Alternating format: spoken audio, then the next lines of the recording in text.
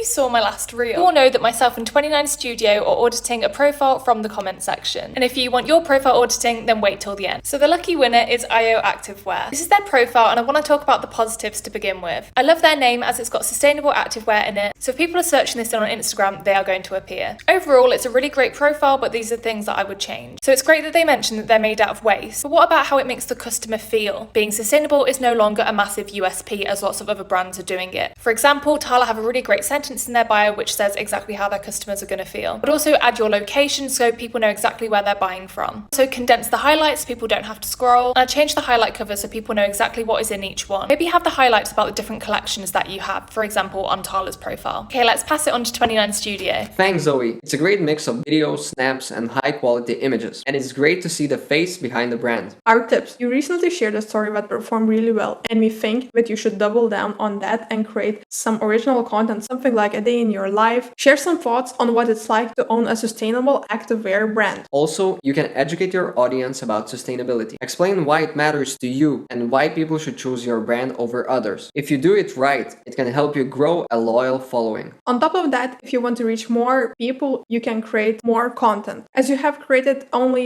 30 pieces of content, meanwhile, second month of 2023 is almost over. But overall, great job. Keep up the good work. If you want your profile auditing, then comment below.